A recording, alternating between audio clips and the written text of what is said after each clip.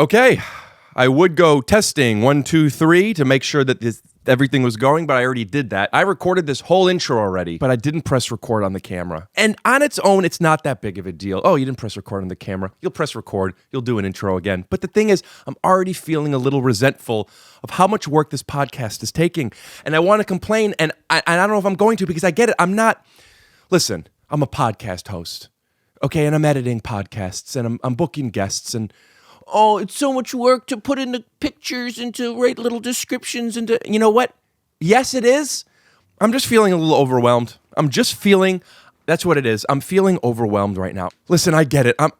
What I'm doing isn't that tough. There are people out there breaking their backs. The firefighters, all these California fires. Thank you to the firefighters for what you do, and for the Australian firefighters who are coming over and dropping the water, because everybody knows that nobody drops water like an Australian firefighter. No, now I'm speaking bad about American firefighters. I went from complaining how tough I have it as a podcast host to saying the American firefighters need to learn how to drop their water better. They're doing it.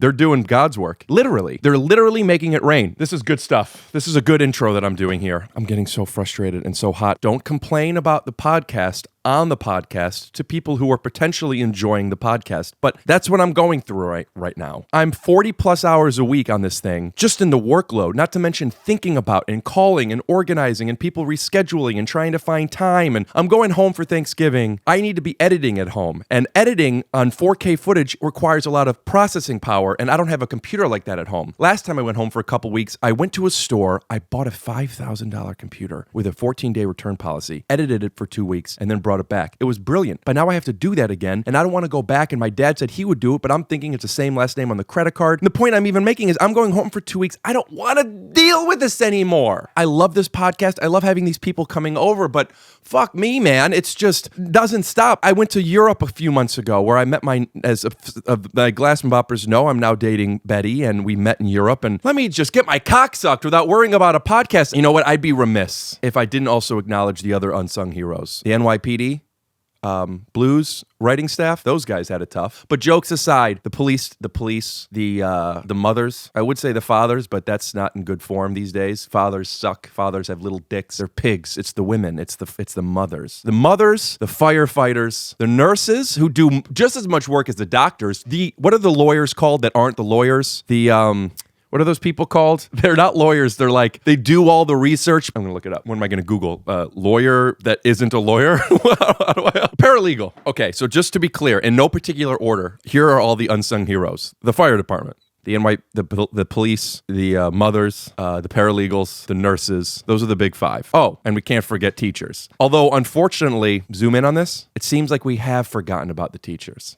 I gotta stop asking if I'm complaining too much. I do two things well. That's smash puss and complain. In that order. And a lot of times I say, oh, is this interesting? Or am I not being funny? Or am I doing too many bits? And I love the feedback, but the truth is, I'm always gonna ask. I'm always gonna complain. I'm always not gonna feel good enough. Sometimes I feel like a fucking king. I think I'm the funniest person in the world. And sometimes I think I just talk way too much and I'm fucking Jewish and ugly. And the truth is, all of those things exist. It's just, what am I focusing on in that moment? I need you to be on board with that, all right? Sometimes I'm gonna complain. I'm getting comments of people saying the lighting's too white. Yeah, well, why don't you come over here and darken my lighting, you fucking coos? This is the lighting, guy. This is my fucking lighting. Really? I'm gonna go to Amazon and be like, I need warmer lights? Deal with it. Our guest this week is Todd Glass. Todd Glass is a Philadelphia comedian who started doing comedy in 1982, and if you want the rest of his bio, go look it up. I'm not gonna tell you bio shit, because this ain't... What's a funny reference? Who tells bios? What's that? A&E biography. Not bad. Todd has his own podcast, the Todd Glass Show on the Nerdist Network. He came over, he brought me a bottle of wine. For those of you who are unfamiliar with Todd Glass and his comedy, he's been around for a while. He's so funny. He has 4 albums: Last Comic Standing, Jimmy Kimmel Live, Late Night with Conan O'Brien, Tough Crowd with Colin Quinn, Politically Incorrect, Tosh.0, Mr. Show with Bob and David, and a whole bunch of other stuff that you could go to IMDb or A&E biography to get. Todd came out publicly as gay in 2012 on an episode of WTF with Mark Maron, explaining that he was worried about coming out publicly, but the recent string of suicide with LGBT youth kind of motivated him to talk about this publicly. Now you kind of have to click subscribe and the bell, otherwise you're racist. and a little anti-Semitic, potentially homophobic. And in 2019, you can't be those things. Send me a DM and say, get D'Elia on the podcast. You don't think I've texted him like 5 times in the past 6 months? He said he'd do it. Is he gonna do it? I don't know. And I get it. He's busy. You think he wants to come out to the valley and sit on a chair and be like, yeah. I could argue either end of this. If you're a big podcaster, I dare you to come on over here, you anti-Semite. Sit across from me and let me talk about how annoyed I am with things for an hour so I could edit it for 40 hours and put it out on YouTube and iTunes and anywhere else you could see your podcast so my mom could tell me how this is the best one. Anyway, complaints aside, as Taylor Swift would say, thank you guys so much for liking me. Or that sounded like a jab at Taylor. I didn't mean that. Just my buddy Jason said, how would Taylor Swift thank her fans? And that was my take on it. But sincerely, thank you guys and girls. Gotta say, and girls. In fact, you should have started with girls. I should only thank the girls. Fuck the guys. And don't fuck girls. Unless you're into that. I am really excited and thankful for how this podcast has been growing. We've gotten over 900 YouTube subscribers in the past 7 days, and I know this is very accurate, but I have to say, humbled. Thank you. Humbled. Thank you. And I do it for you. I do it for you. But at the end of the day, I know people listen, and I do it for you. I do it for you! All right? So subscribe, hit the bell. You get, but also, look at me. Push subscribe, push the bell. You're getting this for free. If you don't press subscribe, you don't watch. This is the new rule. You don't press subscribe, you don't watch. Okay? And do me a favor, in case you don't know this already, because you've been living in a bubble, take off your shoes if you're blah, blah, blah, blah, blah, blah, yada, yada, yada, or you rickglassman.com or on YouTube, blah, blah, blah, blah, blah. The most important thing is scoot do bubbity blue. So do you edit it, like how do you edit, do you do it later? Yeah. How many do you do a month? I do one a week. Do you smoke pot in here? Where are you from? And with my things that I have, you gotta smoke over the tray. Scoot doo, blabbity blue, scoop dee. Oh yeah! You know what I always tell when they come over my house? Don't confuse some of my things for not wanting you here. Because I want you here. I'm so happy you're here. But I have a lot of little things too. And I have to tell people what they are. Because sometimes when you're very orderly, people think you're also like if something spilled in my house, I would not care. If someone broke a wine glass, I wouldn't have a wine glass or any drinking glass that I couldn't afford for it to break. I'm not going to be like, oh, I'd be like, shut up, I don't care. They think because you're clean that you're also might be meticulous with other areas. So I just go, I'm glad you're here, but I have so many things. I always try to go out of my way to make other people feel good about it. Whatever you got, I'll do it. What are your things? I might don't bring a lot of stuff over my house. Like don't come over with I'll have water for you. I don't like if it's an ugly water bottle. You brought me a bottle of wine. I did, but that was just, you know why I did that? Because someone came to my podcast about 3 weeks ago and they brought me something. I was like, oh, I never brought anybody anything. Is this the first time? Is this first the first time I ever brought? Well, I brought a mashed potatoes, a instant mashed potatoes to someone in gravy once because I thought that's a good thing to have in your house. Just you can have nothing and go, hold on, everybody, and come out with a big thing of mashed potatoes. But no, I never brought wine, but somebody did it. I was like, oh, that was cool. Hey, look at they outdid me. Anyway, should I wear these? My advice. Put them on, see how you feel. Because they might make me hot. That's the only thing. You know what? I'm gonna wait. Okay. You don't need them. They'll make me hot. Put them on the floor. On the floor. So. And I'm gonna smoke over the tray. Thank you. I look at this like a vacation because I can come in here and smoke and not have to do anything in the middle of the day. It rationalizes like the rest of the day is just a vacation. So I go over someone else's house. Normally, could you not do that? Because I don't smoke during the day. Yeah, I mean, I have smoked during the day, I think, but really the only time I do smoke during the day is if it is for a podcast or something. Todd, I don't want you to move that water now. No, hear me out. You just put the water on the floor. Mm-hmm. That would never happen. I would never be okay with that. But because you told me that you have things, I feel like I trust your water balance now. I didn't want to... Of course. But if that's somebody else who doesn't have things, I put that on a table for the time being. I just needed to acknowledge that. I love it. I mean, you know what I love? I love that you even have things. Tell everybody that you love that because it's... And you know what? But I don't try to sell all my... are we recording right now? We're recording, yeah. I don't try to sell all my things as like... Sometimes there's some younger kids that work on the podcast or help out, and they can get a little nervous. And I always go, look, if you do something Nervous because they might do something that upsets you. Yeah, right. and they don't know me that well in the beginning yet, or even Aaron Simon, he's still the same way. And I always go, Aaron, if you do something that's wrong, I'll tell you. If you come over and you do, but the things I listen, they're not wrong. They're my things. So I'm just asking you to be gentle with me, and I'll return it 10 times over, making you feel good while you're here, and buying people late at night will eat, or giving everybody a hot washcloth to get to get rid of the stress of the day. Just be patient with me. And it's almost endearing how one guy, Aaron Simon, is like he knows where I want his backpack. He helps you with the podcast. Yeah, he's like he emailed me, he listened to it. He's a younger kid, around 20 years old. Stand up. He wanted to start stand up, but now he's just going other ways with it. But he's always very. Oh, I like the book bag a certain way. Like I don't want it. I want it in this room. There's a place for it to go, and he always puts everything. But like water bottles, I don't like ugly bottles all over the place. But I don't think that's their thing. I don't make people feel guilty about it. But I'm like, I'll give you water. What's in an ugly water bottle? Like maybe, or a Gatorade. Gatorade is the ugliest goddamn bottle there is. So Gatorade's okay if it's in a different bottle. I would rather them not bring Gatorade, but if they do, I might want to pour it into a different bottle. If I'm uncomfortable with the person, what is that? Is that an OCD thing? Aesthetics. Like I like. But why does it trigger you so much? I like I'll give you an example. Like one time I was at a friend's mom's house a long time ago, and we were clearing off the table. I think this answers the question. And she said, "Bring this closer to you for now." She said, "Leave glasses on the." We were clearing the table off after a night of like dinner and then some hanging out. So everyone was helping her. She goes, "Oh, I appreciate the help, but leave glasses and beer bottles and wine bottles. But you can help me if there's trash, because it looked TV nice. Like I want some energy of the night. I don't want someone to clear the table off. If someone shows up maybe a half hour later, you cleared the energy of the night. But I do like, oh, those scrumpled up napkins. Yeah, we can take those. That plate with a half a piece of cake on it. Yeah, that. But leave glasses and bottles. I like it to look lived in, but some organized chaos. I get that. So if there's ugly water bottles, just ugly, I don't like now, ugly, it. Are there good-looking water bottles? Well, what's a Fiji bottle? Fiji bottle would be great.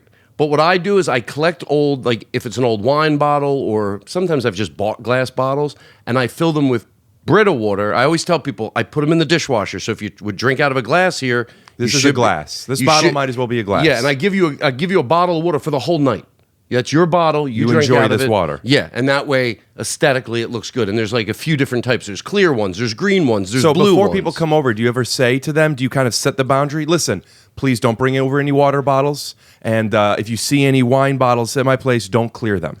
Sometimes when people are helping me, they don't know why, because I don't give them that story about my friend's mom, like leave the energy of the night. So they'll do it anyway, thinking they're being really cool. So I have to take the bottles from the kitchen because they put them back, which always feels funny. But no, and if someone comes over and I don't know them that well and they have a really ugly bottle, I'll usually like put my hand on their shoulder and go, "I'm sick in my head. Don't take this as I'm going to give you a nicer water bottle." And they'll go, "Why?" And I'll be like, you gotta tell them, you gotta make it that's your issue, not theirs. You don't want to make them feel uncomfortable. They didn't do anything wrong. But you are still going to be making them feel uncomfortable. You're just mitigating that uncomfort. I'm speaking from experience. Usually, if they see, like when I tell them, "I want you here. I'm glad you're here." Right. Majority of the time, no, I don't think they're uncomfortable. So you have found your hack. You have found let them feel welcome, and then the ego won't get in the way. Exactly. Light your joint. You've been playing with it for a little bit. Let me tell you a quick little story. That you're holding. Nope. The burnt end is the one you light again. This? Yeah. Hold it like that. Right. Yeah. Okay. And do me a favor. Don't blow it into the microphone. I won't. Okay. I don't think you could do anything that would bother me because it gives me a chance to. I think when someone has things like you have, most of the time they also have. The love is extra too. Yeah, I'm empathetic to other people's things, even if I don't have that thing. As someone who has things, I appreciate a thing. That being said, it takes a certain type of person. You said that you saw my girlfriend walking out as you were walking in, and she is so kind and understanding with my things. But the other day, just put it out. Yeah, you can just put it out and keep. Yeah, probably just put it down. Okay. You know, you probably will smoke it throughout, right? Mm-hmm.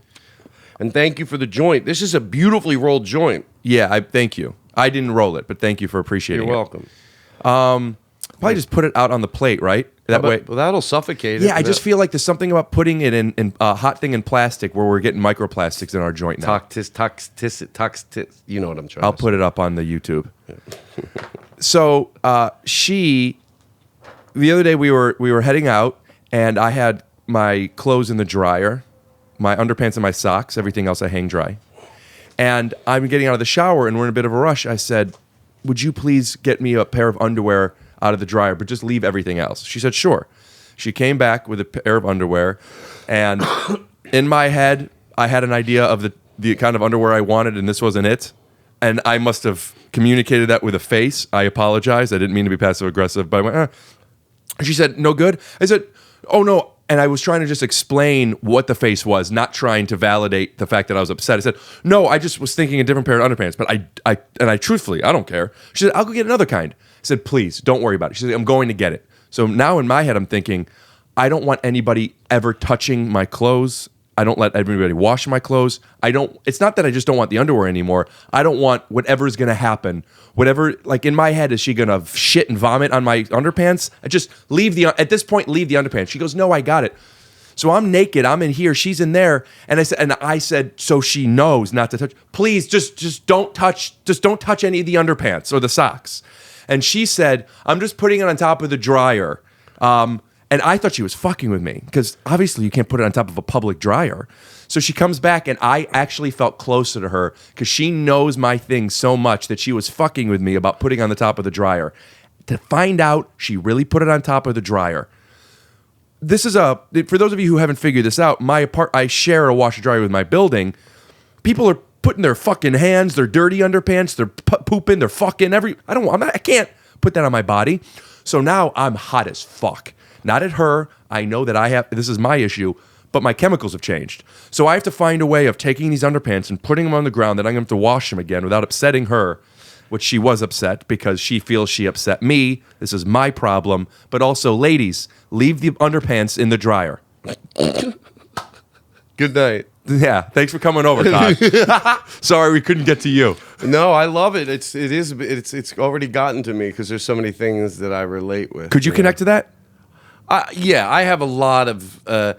It's weird. Like, people think because you have one thing. Most people think you're a germaphobe if you tell them one thing you have. Yeah. Now, I'm not saying this like I'm distancing myself from people that have problems with germs. I respect that too.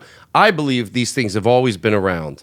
Always. These things, 50 these years phobias. ago, phobias, weird things. We just didn't talk about anything. Yeah. If I truly believed that they were all new, I would go, okay, what's going on? I'm a big person that defends the future, and I defend that today is a better day than yesterday, a better year than last year. But that doesn't mean there can't be. But if I truly thought they weren't around, whether it's depression or these teeny little things, I would go, wait, maybe something's wrong. They were always around. Everybody always had these things. So what's the point you're making that it's always been around? We didn't discuss it back then. Right. And sometimes you just, sometimes it might have work for me to do to change. Other times you have to go, I don't think I'm going to be able to change this. What can I change? What do I have to just embrace and go, this is going to be me? Now, the way I ask for it can change. Yeah, that's you're letting people know that I want you here. You're welcome here. These are your tools. Right. And if you follow them, what I always like to do, and unless behind my back people think I'm crazy and I'm not this, but I tell people I'm predictable. In other words, I need people that are predictable in my life. I can't have someone that has a temper. Because once the fangs come out, you'll always, even if they apologize and they say that's not me, well, it depends what comes out. If a little frustration comes out, no, people that can, but if somebody has a real mean streak, even if they send you some unbelievable gift in the mail, that behavior is unforgivable. I don't want to lose you. You always think those fangs will come out. So, are you saying because you believe in patterns so much? Or if someone does something one time? Yeah, I like predictability in a friend. And what I try to do, maybe it's my way of convincing myself that I am... there are good qualities about me, too, that I'm predictable. Like these things that I tell you about me, if you can work with those, everything else will be very predictable. You ever have somebody that's... I can't meet new people that are not predictable. I like people that... Give me an example of predictable. Give me an example of unpredictable. I don't mean in fun ways, but predictable in the sense that you're not moody. So you're saying a constant behavior. A constant behavior of decency, and you can be moody, but you should tell someone, hey, I'm in a mood. Why don't I not come? Just consistency. So I tell people I have these little things, but on the other side of that, I am predictable. Do you have brothers and sisters? I do. I have 3 brothers and a stepbrother. What's the age thing? I have 2 older brothers and one younger. Are they like this? Predictability and behavior is something that's very specific. We're all pretty. We are who we are. In other words, I always say there's some people. 20 years ago, people would say girls. I always try to get people stop saying girls. Say significant others, because the same things happen in a gay. When people go, women are like this, women are like this. Right. It's not women. It's significant others. Is that true though? But don't you think that a gay significant other that's a girl versus a guy versus everybody has their own different things. I can answer that because I just thought about this the other day when I was going to describe somebody at 12, maybe 5 years ago even. I would be like, she's acting like a 12-year-old girl, and I thought, now how would you say that? Not because of outward pressure. Just I'm trying to be better with my speech. What am I really trying to say? Oh, an adolescent. Now, some people go, yes, but is a 12-year-old boy adolescent different than a 12-year-old girl adolescent? Yes, maybe, but most of it's societally taught. Most of it's societally. I don't believe men are sensitive, men are unpredictable. So all the problems, and I sort of, in my act, came about this one night when I realized for years I was talking about girls on stage. I didn't make up the stories. I just changed the sex. Because you weren't public about things? Because I wasn't things? publicly open yet. So I realized that it was a great scientific experiment. Because it's still played. We're talking about girls, even though you were talking about guys. It's still played. And there had to be people sitting in that audience. Forget about the people that didn't care whether you were gay or straight or whatever. But there had to be some people that thought it was different, didn't understand it. But I would do jokes every night and they would laugh in the crowd. Literally, oh my God, that's just like us. That's just like us. Uh-huh. Nowhere did the audiences, by almost, I could say 100% of the time, ever hear my stories about a girlfriend that was a guy. If people were that different, they would go, not by their face or even their laughing, but all three. How you react to a comedian, I would have sensed this. And I would have known why. I'm not stupid. I would have sensed, oh, they're not laughing at my jokes because they're with women, most of these people. And I'm telling stories about a guy, even though I'm saying it's a woman. But no, that never happened. So people, I always try to get at people. And when you go, oh, my guy friends, yeah, because you're not sexually and emotionally invested into them. Right. So they don't. But it's not as different as everybody thinks. I will tell you, I agree with almost all this except for two things. One, a guy would never take my underpants out and put on top of the dryer. I'm just kidding. They probably would. Yes. But two, what about the adolescent? Have you ever told a story about an adolescent guy and called it an adolescent girl? Did it still play? No, but I will tell you why I still think I'm right with that. I'm not implying, look, someone that doesn't like what I'm saying already is going to go, oh, and assume we're not going to be able to say one person has a penis and the other person has. I'm not saying that there are not physical, what do you call it? Physiological? Physiological differences. But I think even with adolescents, they're mostly taught. Yeah. I don't believe if the difference between, here's a guy at his adolescence at 12, here's a girl. Okay, now why is the girl higher? Either way, I'm just going to get him. And you go, how much is it? Take out the societally. Like men shouldn't cry, men shouldn't be insensitive, women get the same thing. So how different it is? I'm pulling this out of my butt, but I think I'm about right. I think it's still, it could be a little different. I'm not saying that hormonally women maybe aren't sexually as, putting it bluntly, horny. But I think most of that's society. If you weren't going to put it bluntly, if you were going to actually try and ease into that instead of saying horny, what would you find? I was trying to think of a more intelligent word. There's sex. What do you call that? Your sexually libido? interested? Yes. Your libido, your sexual drive. Yes. No, I don't think it's that different. I think a lot of it's societal, taught societally. So when we went back to, how did this all start? Because I was talking about... Well, there's a few beats we had. There was you meeting my girlfriend outside. There was the talking, using the pronouns interchangeably. There was the having your own things and how to communicate that to other people. And then there was that fun thing that I did about saying about the adolescent stuff. But that was it. Yeah. Thank you so much for coming, by the way. I'm you guys, that was to be Todd here. Glass talking about how men and women are actually, in fact, more similar than we think. We'll be right back with a word from our sponsor.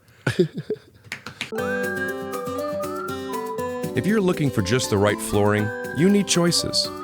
And at Marshall Carpet One, you'll certainly find them. And we're back. Todd, I'd like to continue this. And I'm not saying we will, I'm not saying we won't, but I do want you to know this. I'd like to continue it.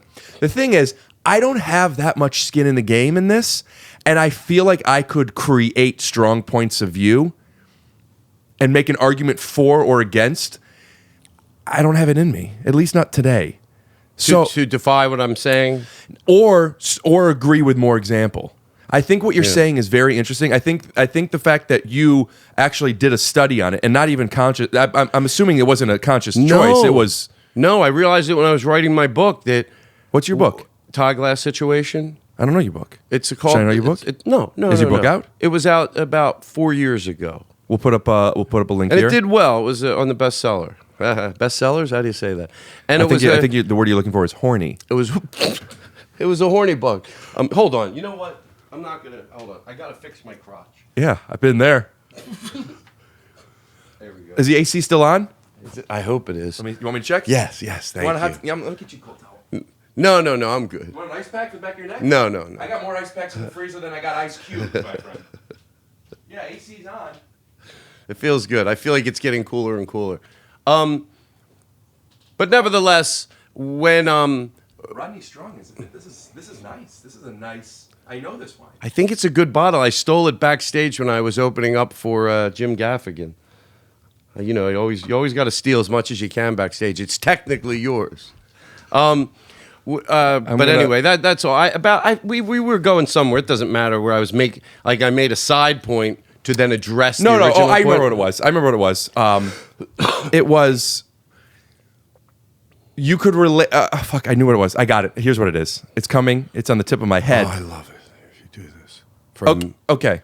It was. I said, could you relate to this issue that I was having with my girlfriend, or really with myself, projected onto her? But you're saying, yeah, I could relate to it. And then I think it was. I don't think this is a girlfriend thing. I think that's what you were getting at. I think this is a significant other thing. Right. It's a significant other thing. And but how's your crotch? You fixed? I'm fixed. Yeah, Okay. yeah. But anyway, that's it. Okay. I don't know if I'm just starting to feel. So I thought you were coming here a half hour later than you were. Right. So I took my edible at a time where it would be kicking in when you got here. I think it might be kicking in now. Good. But I'm sorry. You came here. I thought it was going to be at 1:30. And I had I'm naked, shower on. I get my text. I'm like, oh, fuck, it's 1. And then I go outside and you reminded me, well, actually, Rick, I asked if we could make it 12 and I never responded. So I'm sorry for that. You know what? I told you before we started this that, first of all, the good thing about podcasts, besides, look, whenever I leave where you have a good conversation, you always leave a better person. A better person? Yeah. Oh, that's beautiful. I think so. You say things, sometimes when it sounds like maybe I'm preaching, I hope it's just because I'm reminding myself too. I always say that. I go, look, I got to remind myself too. But you end up a better person, and then you get to know someone you know, but you don't know that well. So I look forward to doing. And I saw the commercials, and I saw it was in your house, and I knew it would be comfortable. So I came with a clear head. I'm you were fine. Like I didn't mind at all. It's in my house because I don't like people in my house. My version of everyone has an ugly bottle. I have a whole bunch of them. And I thought, almost an immersion therapy, and also kind of like just having literally a stage for this podcast, invite people in, have them take off their shoes so they're comfortable, and also so my rug stays nice. And I've been having conversations with people that I normally wouldn't have had in my place where I would normally be so hot. And it's been making me feel more comfortable. Now my girlfriend, when she's in the States, lives with me. I've never had that before. I don't think I would have been able to have somebody live with me. I feel like having this podcast set me up for her coming in and moving around all my bottles and having lettuce be on the floor and not having the bed be made the proper way. And the bags, she's so, thank you. She's like, I'm so difficult. And for somebody to love me and not only be okay with my quirks, but also find them to be endearing, makes me feel better about my things, which makes it easier for me to let go of some of my things. Right. So, and that could have been a guy. Yeah, as you were saying. I've been letting go. Look, there's certain things I can't let go of, but I do try whatever I can let go of. And I'm in a relationship now too, And How long you been together? Long distance was about 2.5 years. And then about 6 months ago, he moved here to Los Angeles. And with you? Yeah. I just went all because he had been coming out every month. Right. So, but he is very meticulous. Now, I wasn't so sure to think, oh, that's going to be great, because meticulous is different levels. What if he's more meticulous than me? Then I'm the slob. Right. You want equal or less meticulous from your partner. It's really overwhelmingly great. One thing that I loved is, like, I was already very organized, but I saw that documentary on minimalism, and I took it to another level. I took it to another level of just, people thought I was going crazy. I'm like, I'm not. I'm going around my house. Does this add value to my life? It could be... A knick-knack can add value to life. Just aesthetically, it looks nice. So what's something that adds a value to your life other than aesthetically? A memory? Could be pictures that are memories, or just something I like what it looks like. It could be a rock that I found and I have on a shelf or whatever. But then what doesn't add value to your life? I mean, a rock that you found. I'll tell you what. I had 25. I mean, it sounds weird, but just I can start answering them. I had 25 matching chairs that a neighbor gave me, because if I ever had a big dinner, all the chairs match, and they would stay in the garage. They all had covers for them, like at a wedding. And when I was deciding to get rid of stuff, I went, Todd, do you need this? Does it add value to your life? Nope. Got rid of them. Got rid of the covers. So it's kind of binary. It's a yes or no question. No, you get rid of. Yes, you keep. Right. Or if you're on the fence, keep it for another. And I started getting rid of stuff more than I could imagine. I mean, it felt great. When I did the house, it was like the early 90s. And I think back then the look was like shelves with books everywhere, packed in there. Now, I said, be honest, Todd, you don't read books. You don't read books. The only books that add value to your life are ones like, cool doors of England, or cool patios of, all over your pictures of really cool people's backyards, stuff like that, visual. A surfboard, a book on early surfboarding and the pictures of surfboards, and old. I have a big book of old VW bugs, vans, the VW vans. I kept all those. I got rid of like 250 books. Now my shelves, I took everything off, I repainted them, and I just put it back like there's a lot of emptiness. There's walls that don't have pictures anymore. I have one wall packed with pictures. And so he moves in. I don't like a pictureless wall. If it doesn't have a curtain, if it doesn't have a picture, we're wasting our time. That's me, and maybe I have to see what you're talking about, but I can't connect to that one. But you know what? In a way you can, because you have a particular way you like it, so you just want to do that. It doesn't have to be the same. It just, in a way, it's the same, but it's different. But I used to feel the same way, but I'm like, now I'm okay with a wall without a picture on it.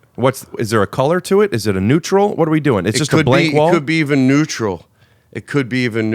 I know, that's crazy. Does it, when you walk past it, do you think like this is a blank canvas that will have something on it when I figure out what it is? Or this is its final property? I think when you go into someone's house, it's a good question, and you can tell, okay, this house is done, and they've definitely, you can definitely tell my home is more minimalistic than it was if you looked at old pictures from even 5 years ago. So I think some people might think, oh, you could use a picture in that wall, but I think some will just Could you send me a picture of that wall that we could put up here? Yes. Okay. I don't love this picture of New York I have behind the couch, but what I do love is it takes up the real estate. And I'm not taking it down until I have something else to put there. You know, it's funny. I used to, when I needed to cover a big wall and I didn't have a lot of money, I always picked the one thing sort of, even when I was like 25 and I wanted to start making my place nice, I would just do two sconces on either side of a picture. Because then if I didn't, that's a really big picture. But if I had something, let's say, half the size of that, but still not big enough for that wall, put it up and then put two sconces. What's a sconce? It's like... Is that the holds a candle, but it's got a glass thing around it usually. I guess for the olden days when they would literally use a candle. Yeah, that's nice. But anyway, back to Vince, and he folds his closet. I knew that when I saw his closet, and mine was already good when he moved in, I go, he's going to move into that room. And it's so fucking nice. I love it. For a while, when he moved in and he put all his clothes in there, I had to refold all my clothes. I go, oh no, now it's a fucking competition.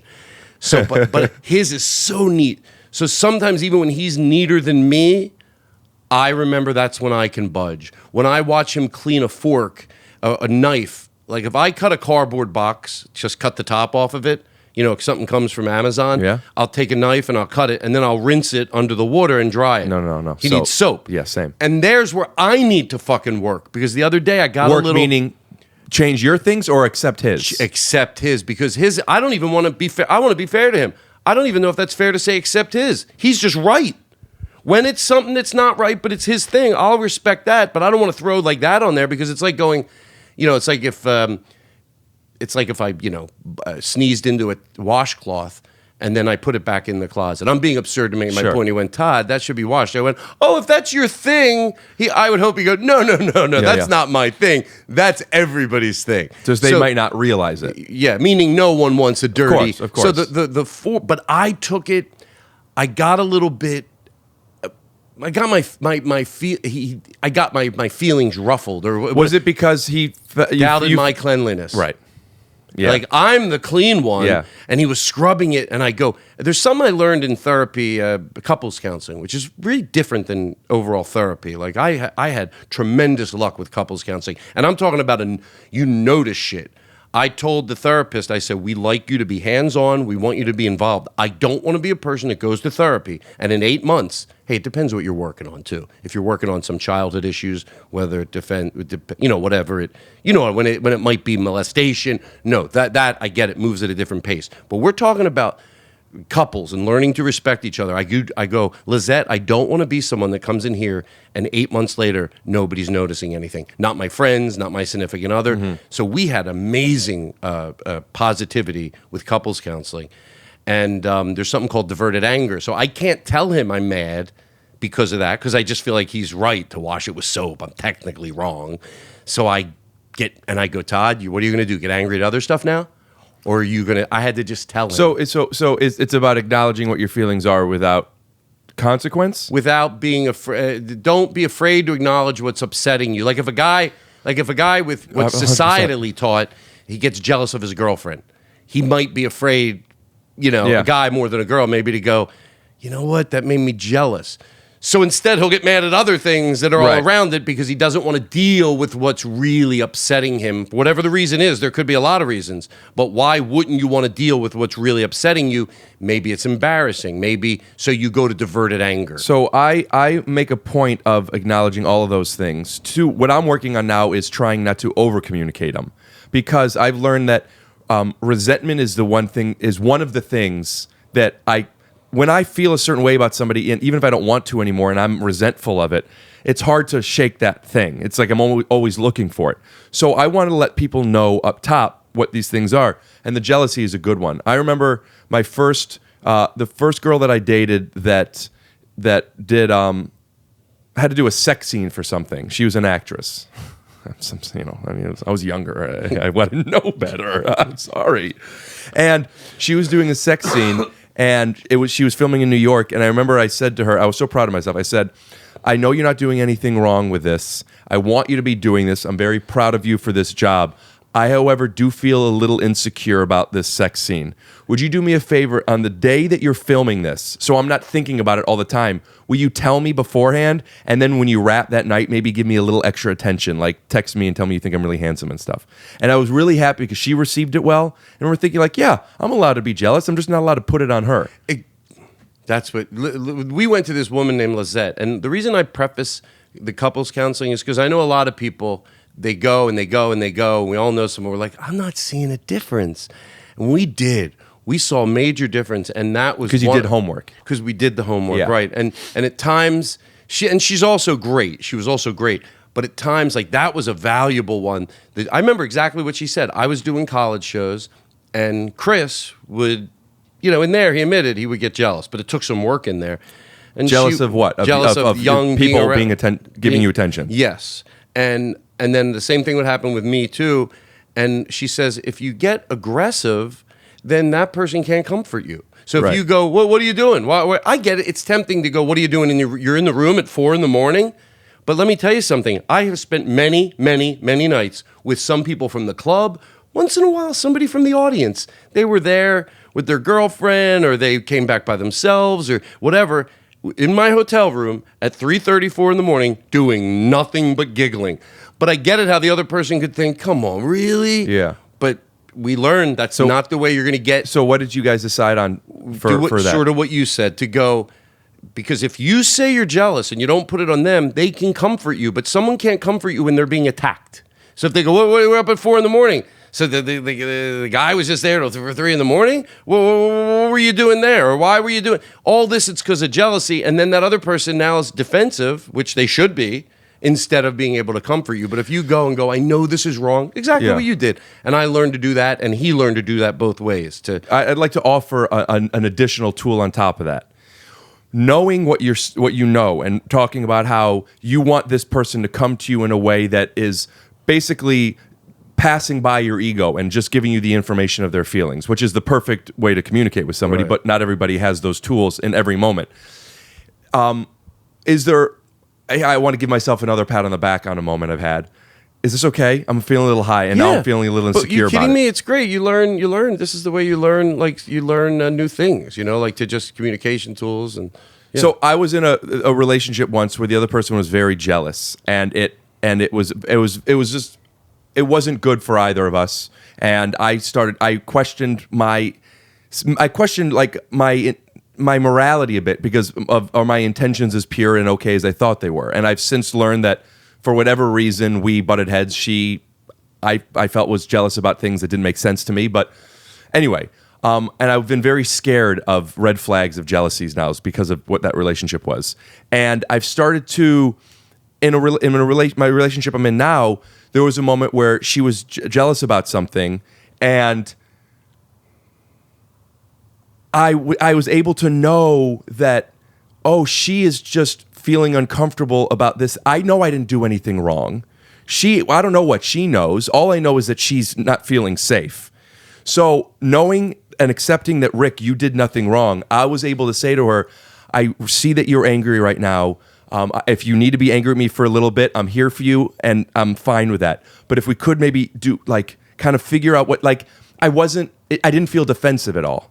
I'm too, you know what, when I get high, I get so worried about how many words I'm using. Can I tell you, you're great. I do the same thing, and if we just keep telling each other we're You do great, the same thing about what? Getting insecure about your words? When you're took an edible, so I get how that's affecting you right now. So I know where you're at. So we're great. Also, there's an added layer that I've been dealing with, high or not high. This podcast, I'm doing one every week, and I want to not talk about the same stuff, but I also want to talk about some of the same stuff. And is it, like you were saying, is it preachy? Is it not? And here I'm talking about something, and I have a few things in my head. One, I just started talking about my girlfriend. Is she going to be upset that I'm saying that she was jealous? We're all jealous. I've been jealous. I said nothing wrong, but I have to calculate. And then as I'm calculating, I'm kind of with you, and I'm with what I'm going to say to her. She's going to listen. Yeah.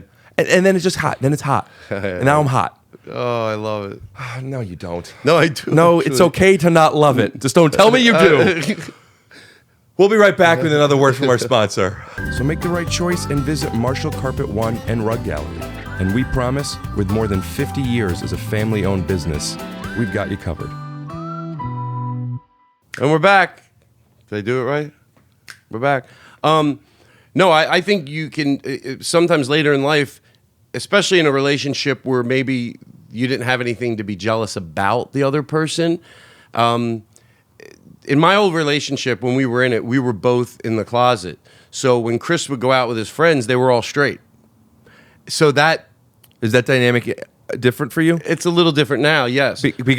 Because now going out with a straight person versus them going out with a gay person. He was straight. He was gay, but he had all his friends were straight because he was closeted. What I'm wondering, how does that affect you? That he's closeted, or that he's with straight guys? He's with straight guys and straight girls, so that he can't. He's not. I'm being incredibly honest about. Yeah. I could try to say it differently on the surface. Yeah, tell me the childhood feelings. By the way, it doesn't even make sense, because you could still be out with your straight friends and go cheat. But what surfaced with me was he can't do anything because he is in the closet. A safety. It was a safety. So you liked it. I didn't realize I liked it at the time. It's not like, I like that he's not in touch. We're both living this life that doesn't let us be our true selves. No, because in hindsight, it's sad too that we were both doing that. But I realized that's why I wasn't jealous, because now I'm with somebody and I've learned I can be extremely jealous and it will eat your guts out. But I want to stop saying thank God. What do you say? You're so used to saying that to start filling in. Linda? Thank Linda. What's her name? Thank Linda. What's your therapist's name? Oh, Lizette. Lizette. Thank Lizette. Thank Lizette. That I learned some ways to conquer it.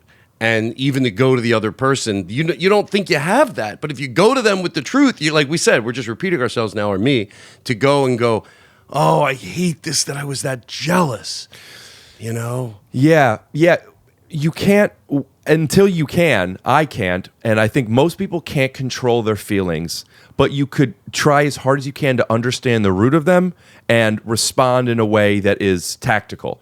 And what I have found that is, if I feel jealous, if I feel insecure, if I feel less than, if I feel unattractive, whatever it may be, if I could at least remove the shame in the fact that I feel that way and be able to acknowledge it, then it's no difference in self-deprecating humor. You're just, I don't like that I'm A, B, or C, but if you accept it, and then you maybe don't dislike it anymore.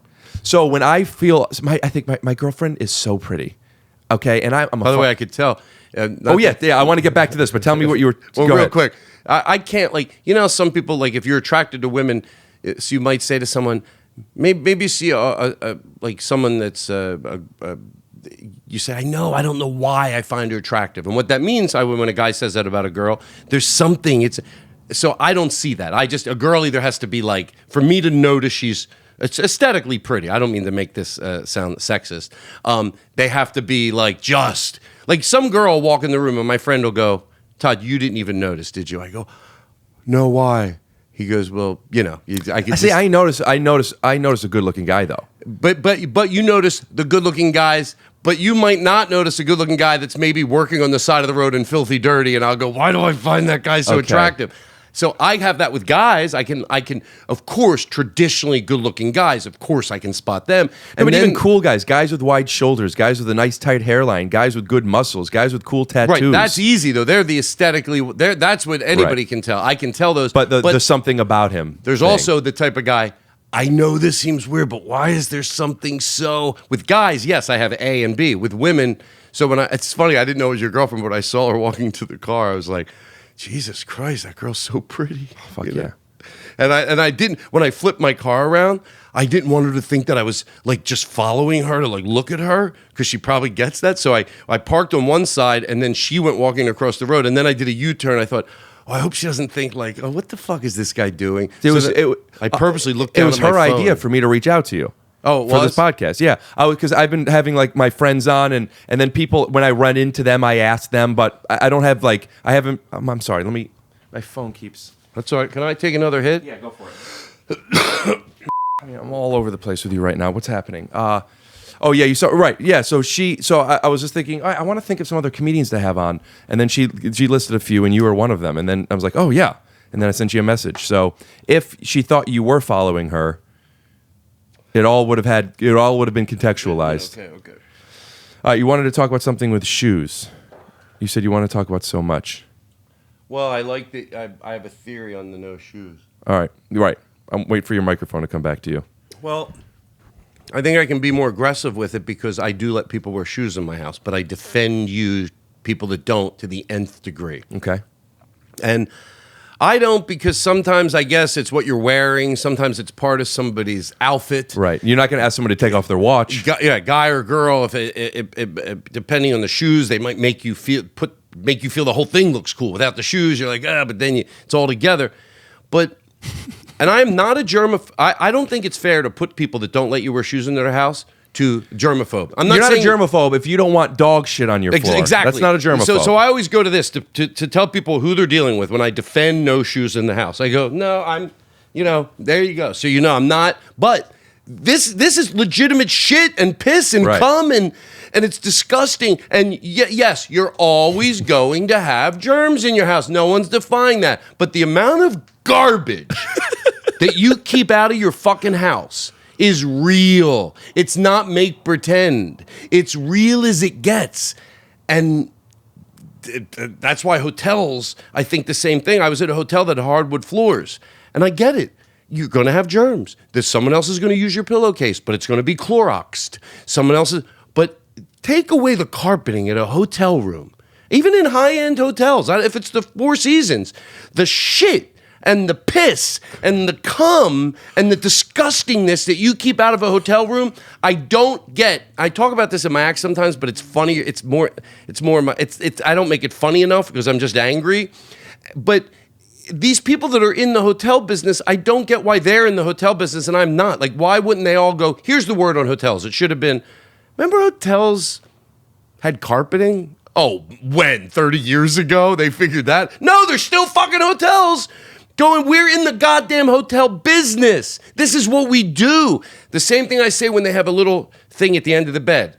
If you know, what do they call it? Like a little piece. The sheets? Not the sheet, but to me, everything on a bed should be Clorox. You're talking about at the end, they fold it. Yeah. And they the first thing I do when I go to my place, I throw it out. Put it in the closet. I fold it and I put it under something.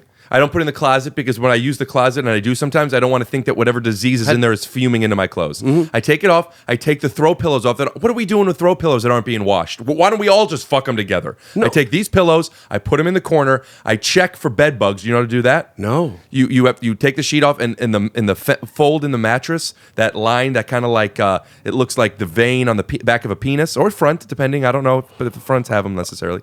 But and you go through the vein, the bottom and the top. I check for a bed bug. Yeah. I mean, I don't know. I've never found one. Maybe there hasn't been any. That's why. Yeah. And again, hotels are the funnest thing to go in, but you got to fucking qualify them first. You do. And what we're asking for is not crazy. You know, the joke I have is like they're all sitting around a boardroom. I have talked about this on stage a few times, but I'm not going to the act. I don't want you to think I'm going to the act. You know what? I would ask of you because of where I am and no obligations. Sincerely, I would love to hear it as an act right now. Okay. Well, when you go. If I picture a board meeting and they're all sitting around, and because some hotels sort of get it, like, okay, like duvet, putting a blanket in between two sheets is not good enough. It's not good enough. I am not a crazy customer. Mm-hmm. If I go, how about this? Who's the bully? Here's what I say as a customer. I get that I'm sleeping on a mattress that's been used. I get it. I want to go to hotels. I get it that I'm using a blanket that has been used. But here's why I ask. Tell me if this is too much. You're in the hotel fucking business.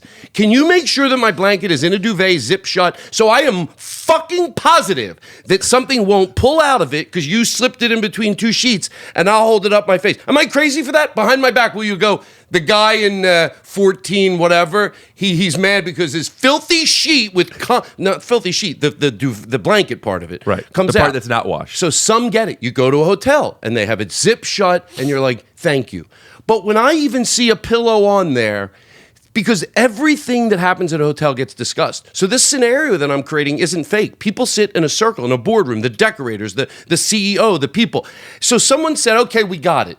No more dirty blankets. We zip them shut now. That's our new theory. We're not putting a piece of material at the end of the bed for decorative. We get it. But can I make one suggestion? How about not the whole bed? I see you over there getting upset. But just one thing, like a little pillow that might have shit or cum on it. No, what don't she get? Why am you making me to be the crazy person? Just no, Todd, you're not listening. It won't be like before. Before it was the two sheets and then it was the blankets. No. Just like what? If you're in the hotel business, what don't you fucking get?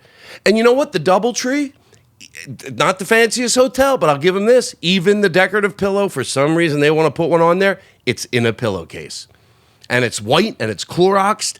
And they also have a nice warm cookie at the counter that you could go get 24 hours a day. Yeah. So it's just so when I see that, if I get it, I'm not. Some people go right to you're always going to have they touch the furniture too. But when you do what we're talking about with the bed and then hardwood floors, what a much just cleaner room, literally, not in just some bullshit way. Like, how much dirt do you really get rid of when you take out the carpeting? A lot. That's Todd Glass on hotels. We'll be right back with a word from our sponsor. Carpet, hardwood, rugs, and luxury vinyl. And we're back. Listen, I don't have sponsors necessarily yet. Okay, every now and then I put my commercial for my dad's area rug store. It's in Northeast Ohio, so I don't know how much play he's getting from this. But I do want to make sure that I stay in the pocket of recognizing when a good act break would be. That's all. So for those of you watching and I'm cutting away and cutting back and you're thinking, what's going on? Let me tell you what's going on. And then just rewind 25 seconds. That's all.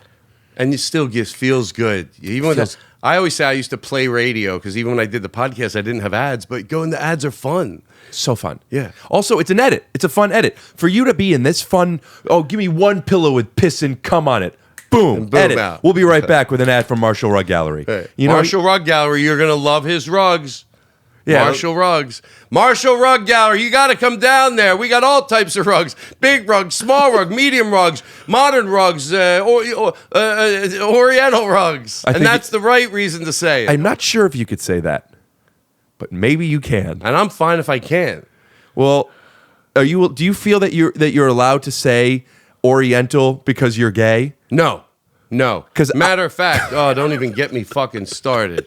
Please get started on that. I don't think anybody should get out of jail free pass. For anything, I know. obviously. And it happens a lot. It happened a lot in the 80s and 90s. If you My best friend's blank, whatever the thing is. If you are of an ethnicity that is not a white male. Ethnicity. Ethnicity? Authenticity and no, it's ethnicity. Ethnicity. Jesus. Are you even allowed to say ethnicity anymore? But yeah, no. So, okay. So you said because I was joking because right. that math is something that people use, and it's so ridiculous that I mixed it on purpose. But like, yes, there is this acceptance in there's kind of a hierarchy of what you're allowed to say, and it's based off of you're not allowed to. It's this idea of punching up, and this idea that if I'm Jewish, I could talk about religions that Christians can't talk about because there's more Christians than Jews. Black people could talk about things that white people can't talk about. Asian people could talk about things that white people, and it's like, as much as the math of that is like that logically doesn't make sense because we are still just our people, and if we're putting things on people, what's the difference of how am I saved? But I also have to acknowledge there's a truth to it. Minorities could talk about the majorities. We've all said, okay, we've all let this happen, right? hold on, I think I might have got lost. Okay. Oh, when I watched it happen, this might answer your question. I don't think I always knew the comedian, in all fairness, in some situations at least, knows why he's getting away with this. But the audience, like, I'll just be very blunt. There was a comedian, and I couldn't believe it. He used to go before me, and he would sing. Look, this is in the context of an intelligent conversation. I'm going to say what the bit was. But you know that song, Figaro, Figaro, Figaro, Figaro? I love that song. He would sing Nigaro. Nigaro, Nigaro, Nigaro. And it was all based on there's someone breaking into his car. Now, this was about 15 years ago, or maybe even 20. And he would go on before me, and he had a CD in the sound booth, and it was his music he would use. And I remember, probably because he was Mexican, that he got away with it. Now, I don't know if he knew that, but I think the audience goes, oh, well, it's like a black person. They look at all, I don't know. I know that sounds horrible to say it, but why was the audience, me and the other comedian went, first of all, I wouldn't want to do it, but I couldn't get away with doing it. Well, I have a question. Why was it okay for you to just do it just now? You even prefacated by saying this is an intelligent conversation. So you were trying to communicate to me that I'm offering you in this podcast data, and here's what it was. But you felt comfortable saying it for some reason. I felt comfortable because, number one, it's because using it, I've gone back and forth with this, but whenever I'm trying to talk about something from an intelligent way, like I understand why that word packs a lot of hate and been said, and I understand that it's just a angry a Jewish word, fabissina word that packs a lot of hate and has always been used in a hateful way. And I'm having this conversation, and we want to say, yes, I was on stage 20 years ago, and I'm telling you a story about a comedian that used that word. I think to show it for what it is, you don't have to say the N-word. But I'm willing, by the way. I don't know. Can I tell you something? Yeah. And then I'll shut up and listen. I'm also willing to learn that I'm wrong. Right. Who knows, you say. Look, there's people in our lives that we meet. In my case, I talked about Lizette, my friend Kevin. They they have a Paul F. Tompkins could do it sometimes. If he said, "Here's why you shouldn't even do it," I would listen. But I would drop it in a second just for the fuck of it. I wouldn't even care. But I'm not sure in this case if it would do the cause any good. Maybe I'm right to go. So here's my thoughts on this. And no, I think the listener or the watcher right now is going, I understand what he's saying. I'm not using it to go. If anybody doesn't understand, they're looking for a problem. The issue isn't understanding of the intention as much as kind of recalibrating what our intentions would be. Our instincts would be. I never really was able to get my head around when it's okay and when it's not okay and why it's okay in some places and why it wasn't until the Black Lives Matter movement came out. And I started to see posts on Facebook from my good friends who I know certain big stories that have happened in some of my friends' lives, some real racist shit that's happened. What I didn't know was all of these day-to-day little bullshit stories that bullshit I say because like this sucks. This is such a fucking pain in the ass. All these little things that are just these minor things that happen all the time to all of these different people. It gave me a perspective of how much I don't understand with it. So that was kind of the start of this for me. And then some stuff happens, and as it does, where someone's yelling the N-word at somebody, or somebody calls somebody a derogatory name, and Roseanne gets canceled, and all this stuff, and just it's talked about in a different way since all that stuff happened. And what everybody has said, when I say everybody, I don't know, Jay-Z says it, Chris Rock says it, I've heard people say it, is for people that are not sure when you're allowed to say it. What's that?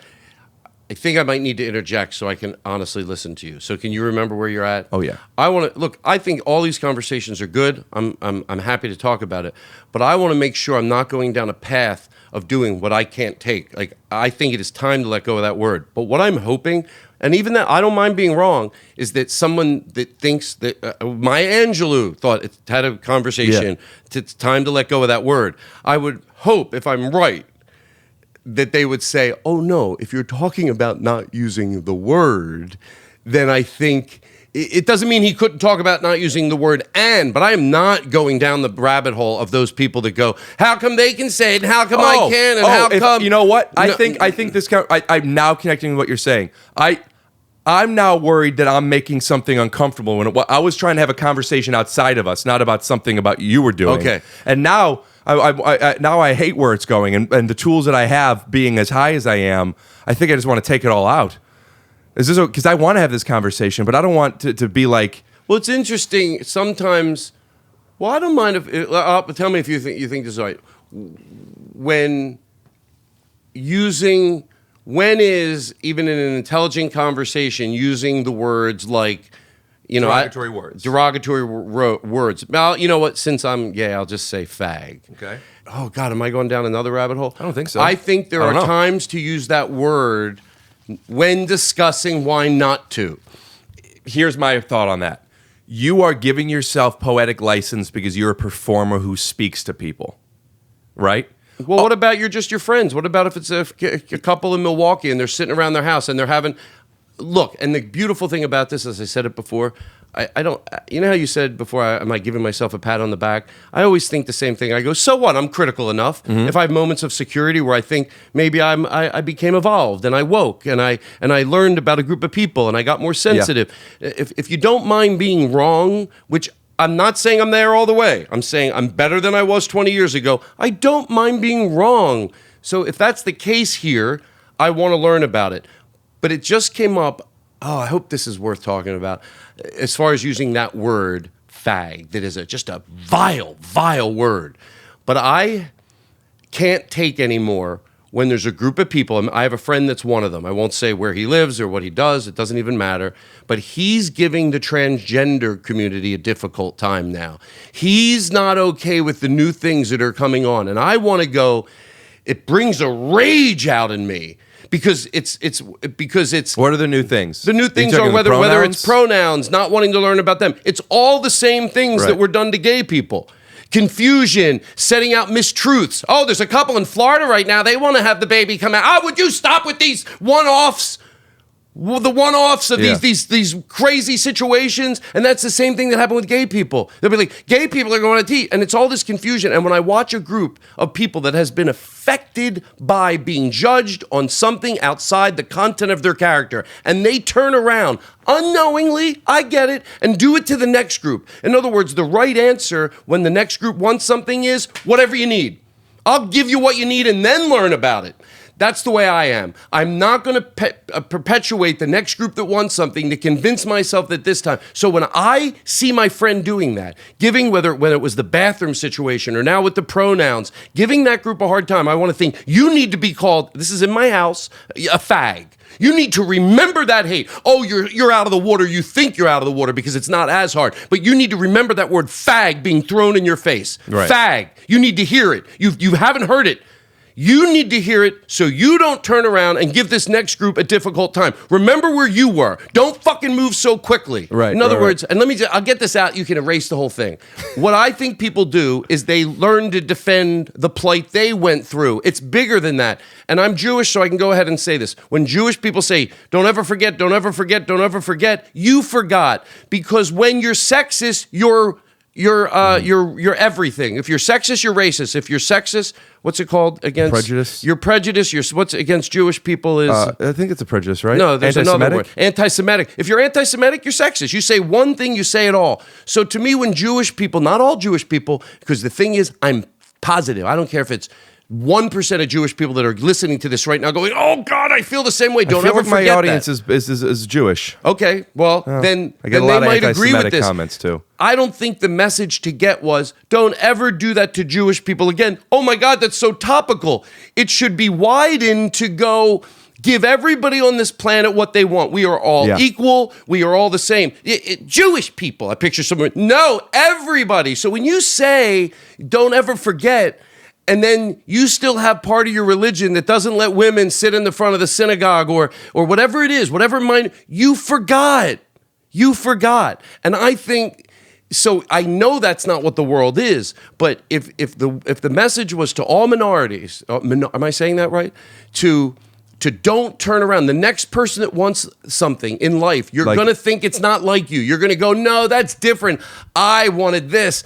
And then there's another group that wants what you want, but you don't like, you're going, no, that's different. You know, we're kind of on a much bigger and more important scale talking about what we were talking about at the beginning of this podcast, which is just because I don't need to have my shoes off doesn't mean that I can't accept that you want to have your shoes off. And it's just everybody has their things, and it all comes down to empathy.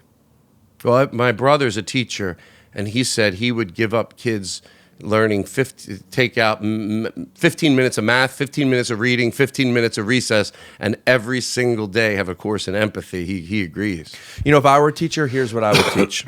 I would teach history, because without knowing where we came from, we're just, and then fill in something for that one later. I don't know what it is right now. I'm just trying to tell you my curriculum, okay? Then I'm teaching empathy.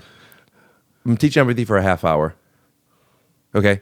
Then it's lunch, okay? Then it's recess, okay?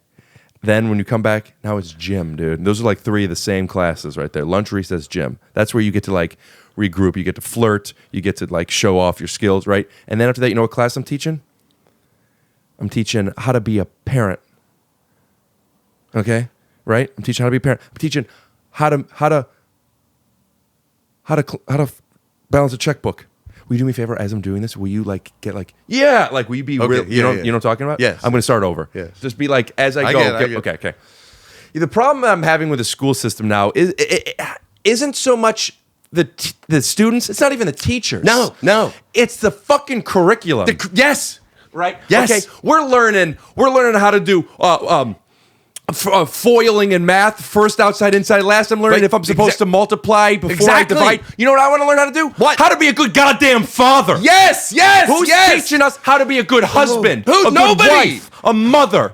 The problem isn't what we're teaching. The problem is that we don't know how to. No, I said that wrong. I think it is what we're teaching. Okay. I'm sorry. Thank you for following me with that. The problem isn't how we're teaching. The problem is what we're teaching. Yes.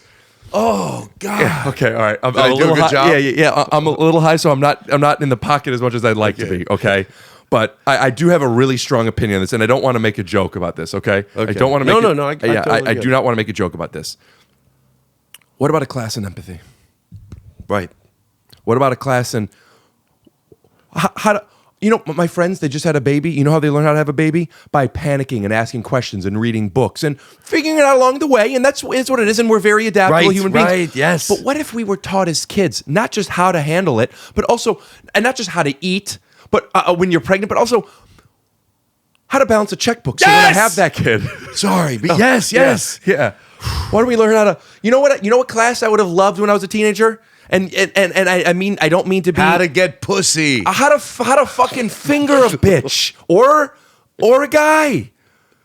Or a girl who's not a bitch. Or a guy who is a bitch. Okay? You know how I learned how to finger?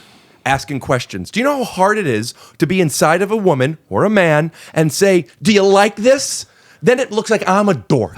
All right, so I have to then get hot while I'm fingering her, not knowing if she's liking it. If she's not moaning, I'm an idiot. If she's moaning, I think she's just being nice. And then wait until we're done, and I have to find a joke to say, was I good enough? I have to find a way of making a joke before I finger a new girl to say, I'm not sure if you're more clitorally stimulated or inside. I want you to know it's okay. I want you to tell me how to finger fuck you. And if you want me to eat your pussy, and if you want me to fuck you in the ass or in the pussy. But no, you can't do that anymore. So here's what I want. I want to have a class in empathy, how to have a baby, Yes. how to balance a checkbook, Yes. how to finger a guy or a girl, Yes. how to communicate. Exactly. Lunch, recess, gym, you have to. History, so we know where we've come from. I'll learn some math. I don't need to learn that, please excuse my dear Aunt Sally. But what I do need to learn how to do is how to take care of my dear Aunt Sally. Now the Jews, on the other hand. I hope all that Jewish. I'm so glad you changed conversations. I had to, man. Good for you. You're a good interviewer. We edited some of it out, and then we came back in, and then you kind of continued off. So it's like, yeah, I'll be here with you. But I would rather start with like what are we... listen, man. Let me tell you what I don't want to get into on the podcast. I don't want to ever have to talk about what color someone's skin is, what bathroom someone's allowed to shit in. This is stuff that is like, I feel like people get mad by talking about it. I think podcasts should just be talking about comedy bits, sucking dick, and fucking chicks. What? All right? I'm in agreement. But I know you edit now, but I won't take advantage of that too much. But yeah, I'm glad because I do talk about that stuff a lot. And I really said when I came here, I got a feeling, because I watched some of those promos, I thought we're going to talk about some different stuff. Like the carpet and all that, I hardly ever talk about that stuff. It's a great bit. So and the you and with the wall, putting this there Sure. and all that, and that's just very interesting. I'd never meet people that have those things. And like I said, germs, they come, but yours is different. You have a specific Listen, thing. I'm not inviting germs over for dinner, but I'm not putting no germs allowed up on the door. These things are more to me aesthetic. No, there's a reason for that in there because then the joint doesn't fall. Well, and that's burn your obsessive compulsive disorder, and that's what I wanted to know. Because you like it square.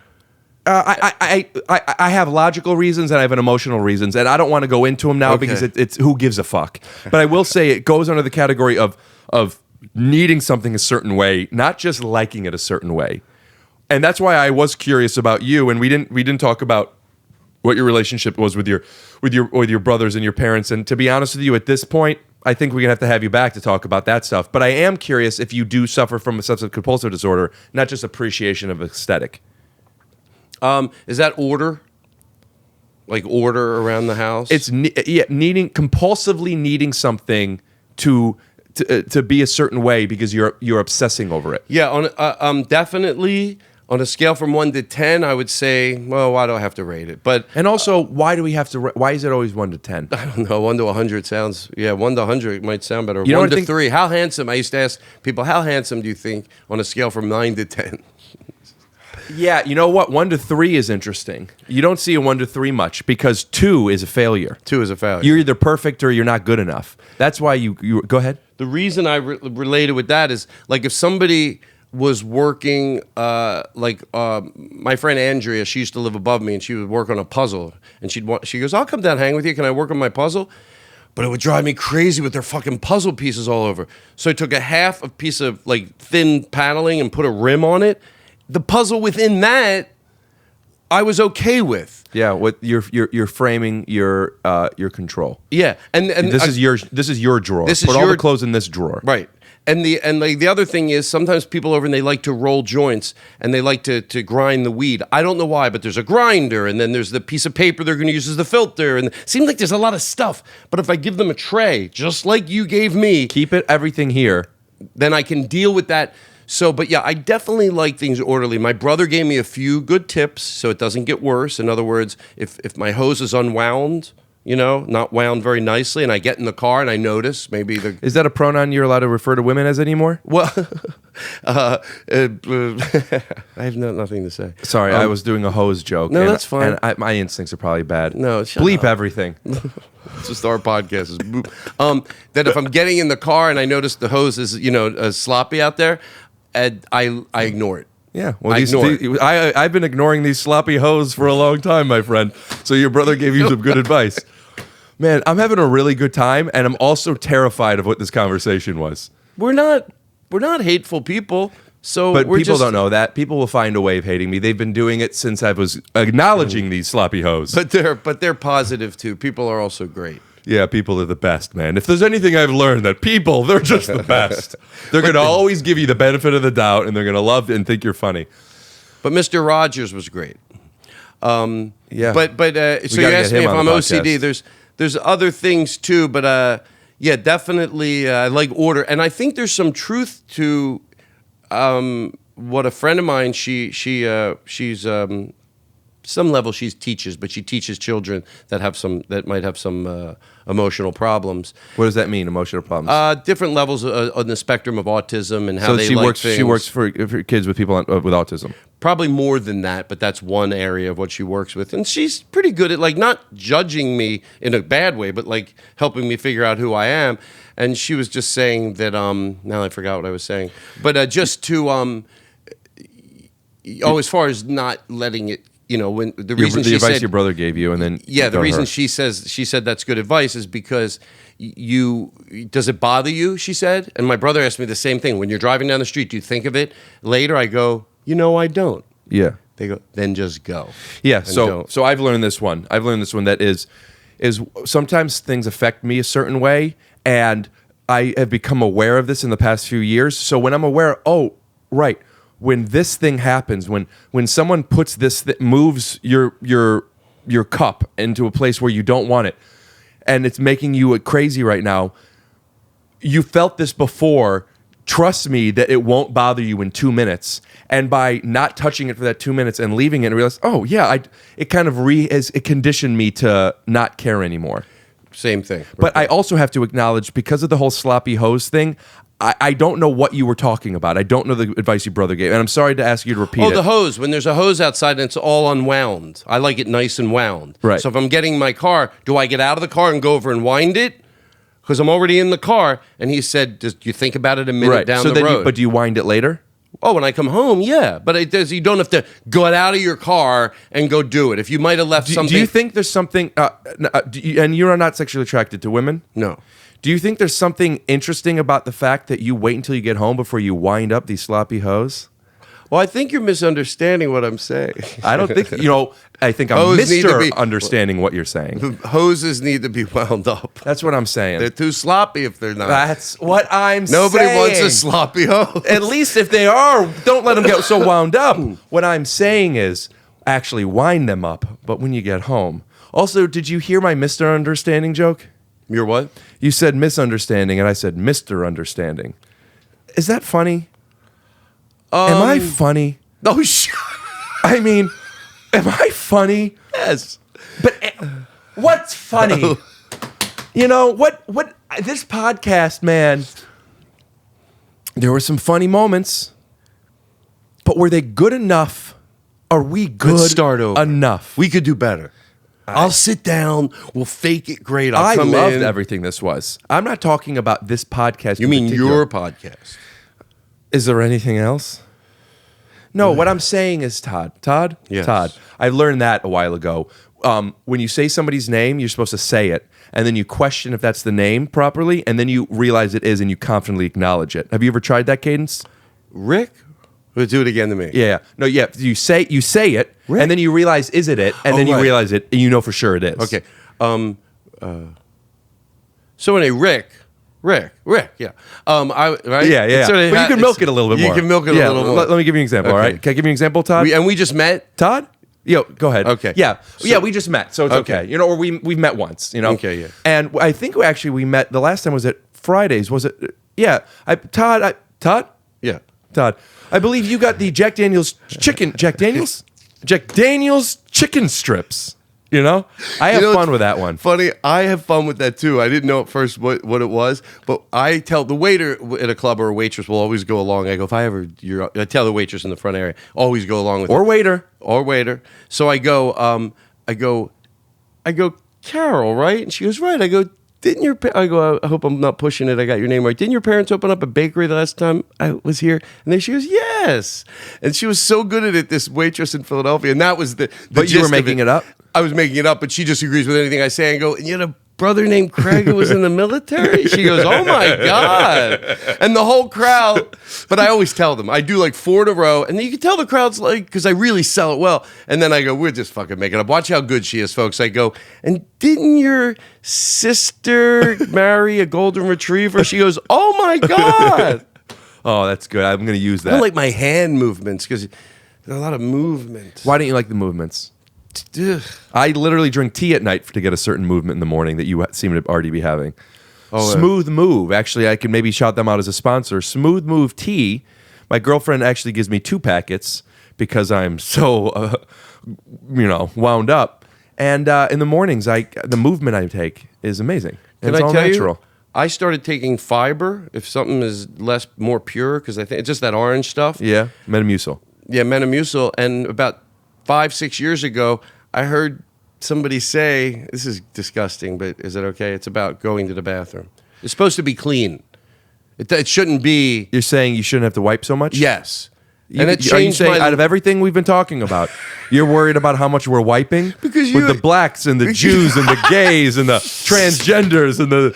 we can't talk about wiping an ass? The one thing that everybody could agree on? Oh, God. Well, I don't know. Maybe there's some person out there going, oh, now he's going to make fun of me because there's shit back there constantly. You know what? If you're anti-shit, you're also anti-Semitic. You're at all. But that I didn't know. And between that and drinking now like a ton of water every day, you go, oh, okay, this is how it's supposed to be. What is how it's supposed to be? What happens? You're supposed to be when you go to the Oh, bathroom. no. I'm sorry. No. I can't. No. Ugh. Right. That's what I was afraid of. Wait, do you know I'm joking. Oh, right? no. Really? Oh, no. I didn't know. Oh, this is the problem. There's no problem. They never know. Nobody knows. Ah! Whoever's mixing this, just take care of it. I hope I was a good guest. Now I'm getting paranoid. You want me to tell you the truth? Well, yes. Do you? No. See, here I've got to give you the truth because the truth is good. But people think they want to know more than they really want to know. And who's to decide if it's crossing is it for me to decide if it's crossing your boundary, or is it for you to tell me what your boundary is? So here, I have a new curriculum I'd like to tell you about real quick, okay? And first of all, first class, it's got to be history, so we know where we came from, okay? Then it's the Oh, you fingering. have another class. I'm saying adding to the Right. curriculum. The second should be the fingering and the fucking and the sucking and the oral and actual penetration and consent. There should be a class on consent. Yes.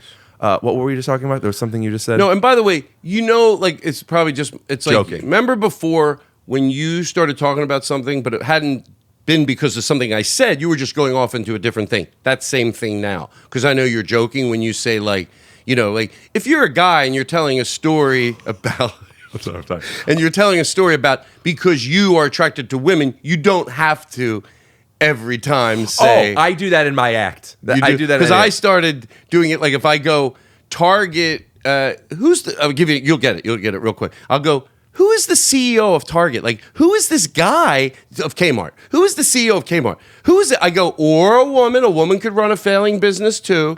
So throughout my show, if I go, what if you were at a restaurant and your credit card got declined? They would never have this sound effect. Picture you're a guy, you're pulling out your credit card. I go, or a woman can have bad credit too. But I got paranoid doing it because I didn't want people to think I was mocking I have a lot of opinions on this. The change, because I'm fine with calling it a male carrier instead of a male man. Man, I'm fine with That one bothers me. It does? Yeah, I don't like. I'll call if a mail carrier is a woman, I like to call her a mail carrier woman. No, you don't. I don't like this one. The mail carriers. But eventually it just flows out. Like No. For too long, we've been calling them mailmen, and I'm not going to budge on that one. So you just want to stick to mailman? If I see a woman, if I see a woman carrying a whole bunch of mail up the steps to my apartment, and I see her opening, and she's hot, she's sweating, she's been working hard. Okay, she's fucking hot as hell, too. Wait a second. Yeah, okay. I think I got this.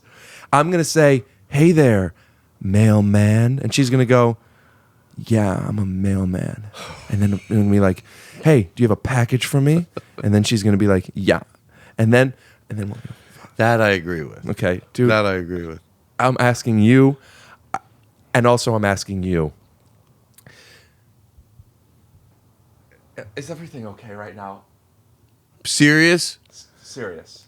Yes. I think we're a lot. I don't always say this, but I think we're probably a lot alike. You don't always say that about people or about you and me? I don't always say, we're probably a lot alike, because I don't overuse that. But I think in some areas, we're probably very, very, very different. But in certain areas, I think we're very, very alike. So if you're really asking me that question. Let me ask it to you more directly. What? Let me beat around the bush. Yeah. Or Dick. Here's what I'm asking you. Am I a star? I think you have what it takes.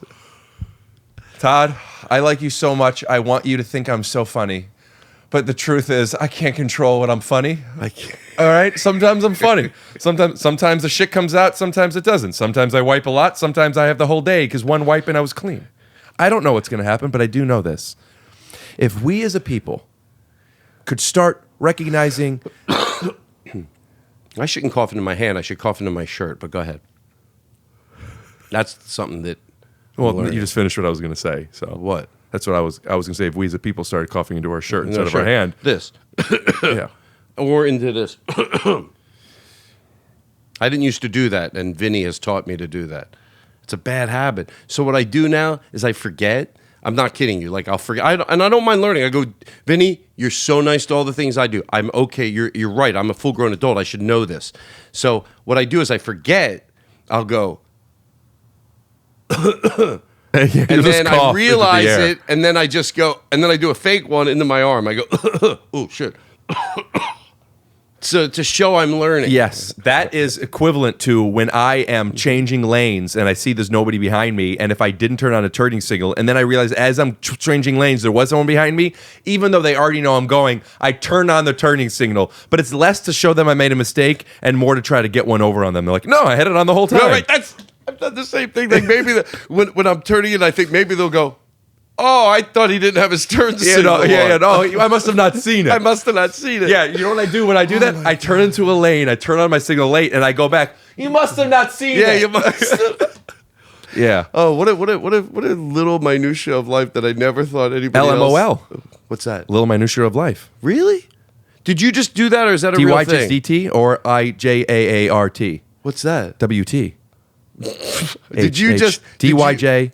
Did you just make up that one for that fast? Because I'm envious of people that can do that. Or is that already a thing? No, dude. I'm an acronym guy. IAAG. The little minutiae in life. TLMIL. That time you added an I. You're right. YR. I don't know how to spell that. I want to do those so bad that I have to go quiet when I'm in a conversation and somebody says something. I go, okay. Wait, you want to do acronyms of it? Yeah, I want to do those. But some people can do them real quick. Where I go, wait, who could do them as quick as me? Not as quick as you, but NAQAY. If anybody could do an acronym as quick as me, I challenge you. I didn't even know Send me $5 million. I didn't even know they were called. What are they called? Acronyms. That's when you give a yeah, like ASAP. As soon as possible. Right. Some people do that so quick that I'll go like that one you just did. I thought that must be one already because you were too quick. I would have to go like if somebody goes, oh, it was, I was. How you doing today? Right. I have to go. How HRA. Where's the R? It takes R. How R? How do you spell R? Oh, I did Hauer. But that makes sense. But you yeah, get yeah. so How it R? doesn't take me But 20 minutes. R, by the way, is not R. It's A. It's A, right? So when somebody does something and I want to do one of those, it takes me about 5 seconds to. I can do it pretty quick, but I can't do it as quick as you did. I got to go. I got to get it in my head, and then everyone at the table's still talking, and I'll go blah blah blah blah blah, and then they'll go, "What does that mean?" Because they don't know, and you go. Oh, everybody knows what KRBC means, but it takes me. But I have to. You get it. You just did it like boom. YGZILB. Ah! That's so funny that you're sitting there. I love that you know what I mean because I think you do, and I did a shitty job of explaining it. Like me at my house, and everyone's talking, and I want to do one of it's those. hysterical. I want someone to animate that. I want to be like, you're a great man, and you're over here thinking YGM, right? But it takes you a minute, and then people are now like, oh, by the way, I just recently found out you could do a gluten-free stuffing. YGM. Wait, what the fuck are you talking about, Todd? Just to get it, and I love it, and then I do it when they ask what that is because they don't know, and you do it with such confidence. You go, oh, everybody knows that YGM. You're a great man. Yeah. You know what I mean, and then they'll do. But I feel like people will know it's you got to go. It's coughing to something else, dude. Just with that, we'll wash your left before you touch my stuff. Thank you. YWYLBYTMS. How the fuck? HDF. S. I'm good with acronyms, man. I'm good with acronyms. You know what else I'm good with? IGI. A. No, IGWA. IGI. IGWA. No, IGI. I get it. Oh, I think you were spelling acronyms with an I and forgetting to say A. With IGI, right? Whatever you say, if I go IGI. Yeah. But if you say the acronym first, it's condescending because the joke is implying that somebody should know what this is. Right. As opposed to letting people know, oh, I know the shorthand, IKTSH. Oh, I didn't realize that was a thing. Or, oh, I forgot that was a thing, but it's not saying I needed to have known. Right. Maya Angelou once said, and correct me if I'm wrong, it's not what you say to people. People don't remember what you say to them. People don't remember how what you did for them. They just remember how you made them feel and what the acronym was. Well, I don't know about the second part, but you might be right. You might be right. And Maya Angelou, by the way. Have you ever seen her do stand-up? She was good. She was funny. A little dirty. But she was funny. I loved Maya Angelou. I'm glad I learned about her later in life. Why? Would it have been bad if you found out about her early? No, I would have never found out about her. What I meant was like at least later. I know. I know what you meant. I always know what you mean, Todd. Thank you. Watch this. Think of a number 1 through 10. Okay. What is it? You want me to tell you? Yeah. 8. Yep. Oh, okay. How did you do that? Because you know what? No, shut the fuck up. How did you do that? Do you want me to tell you honestly? Yes. All right, so we all act on our subconscious, and the best we could do is realize where our intentions are coming from. But you've been staring at that water the way you were staring at the joint. The difference is the joint you asked my permission to go to, the water you did yourself, which made me realize that you're comfortable bringing things into your body, food or drink. So when offered the opportunity to think of something that not only would you want to eat, you wish you already had eaten the same way in the past, you wish you knew about Maya Angelou earlier, how are you not going to say 8? Wow. It's deduction. It's a magic trick some people think until you realize that all the signs are there. ATS, God, you're good. You're so. You know what? I forgot you took an edible. Not that I need to remind the listening audience, but you're fun to watch. Just go. I like to watch. I feel like you're. It's like the journey of it. Remembering you're on an edible is fun for me. Do you feel it right now? Do you feel it, or do you not feel it? Do you want to know the truth? Yes. Do you really? Yeah. Yeah, I feel it. You feel it. Fucking And high, I'm man. jealous of that because it's a fun to do an edible. I can't drive high, but to do an edible and enjoy the journey of an edible is Do you want me to give you some edibles to take home?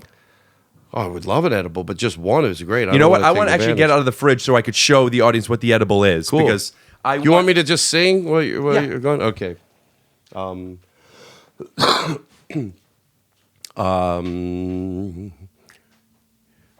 Yesterday when I was young, I can't think of any songs. My way. I want to try.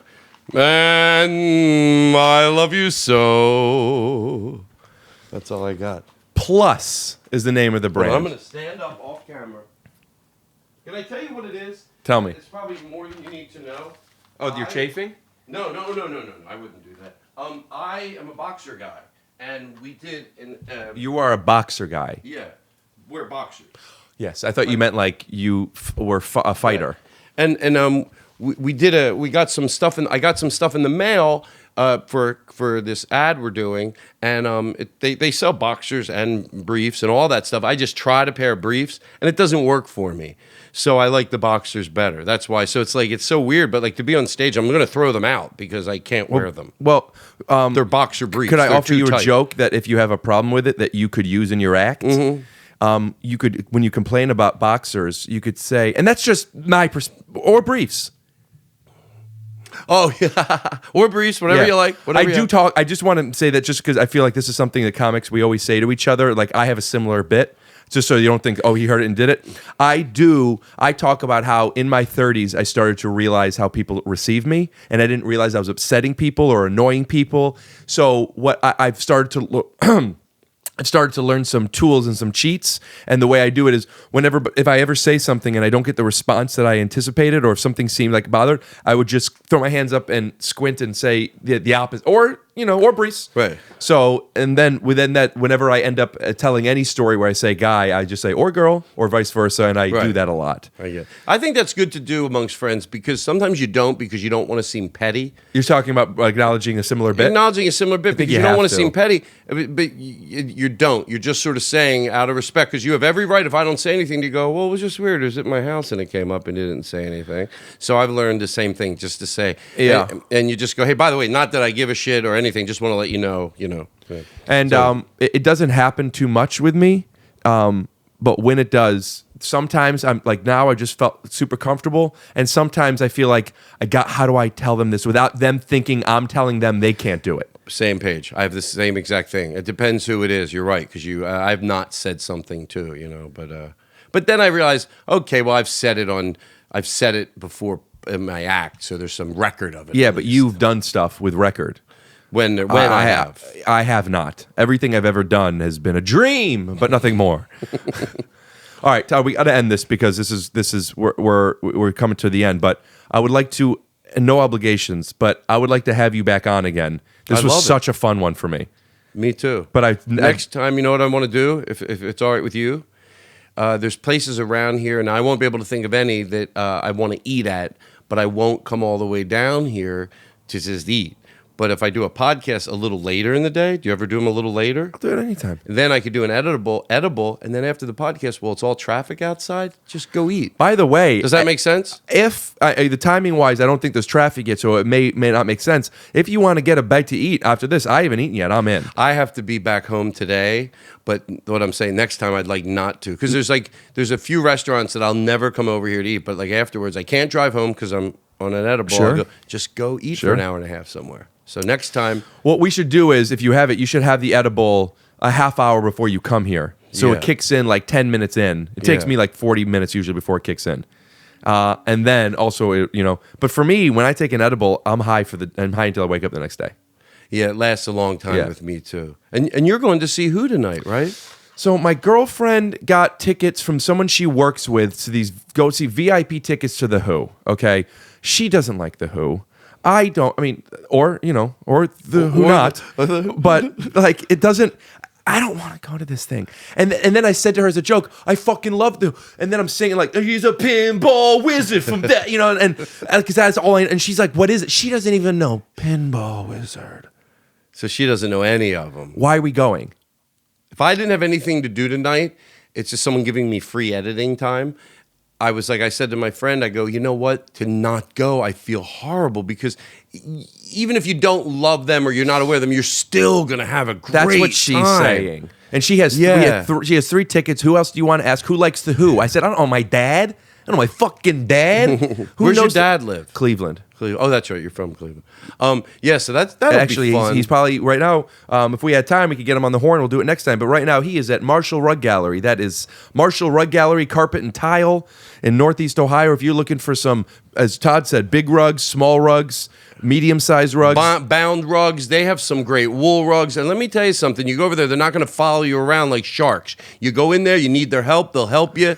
It's a great place, and they've been around a long time. Go look at the reviews. You know, some people. Todd, I have a question. Obviously, they have great rugs and customer service, but what if I need flooring? What if I need carpet? What if I need tile? Could they take care of me there? They have flooring. They have tile like you're not going to believe. The newest tile, maybe there's something old you like. Oh, they'll show it to you. They'll be patient. They'll be nice. Marshall's Rug Gallery. They're going to do it right. They're going to take care of you. And let me tell you something. You go, why should I trust you, Todd? You shouldn't.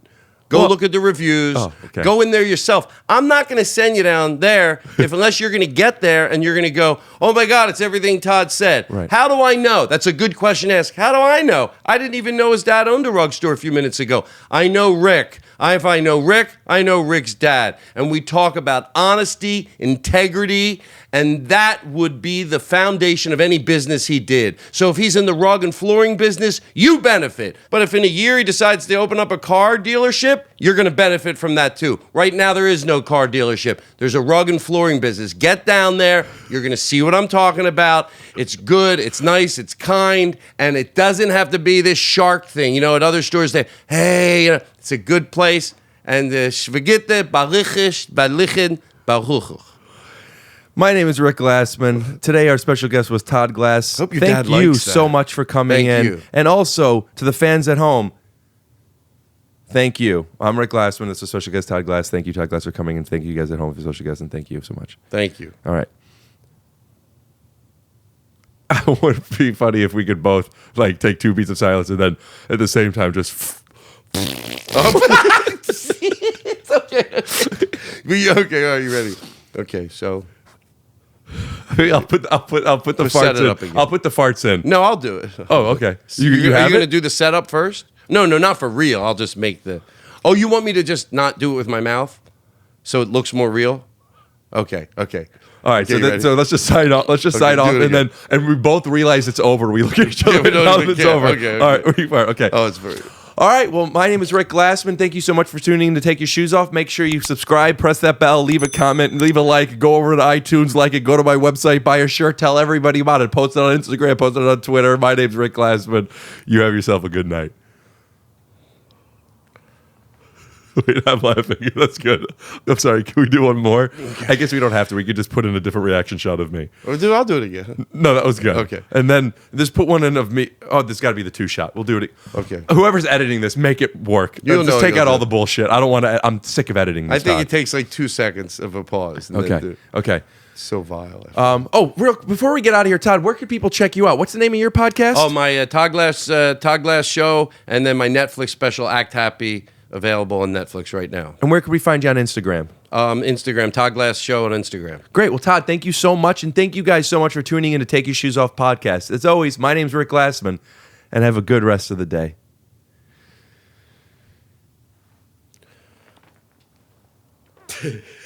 Oh, Jesus. Sorry, I farted. Okay, I know. I think I might have too. That's gross. I'm sorry. That is gross. Scoot doo, blabbity blue, scoop dee. Oh yeah! Skittle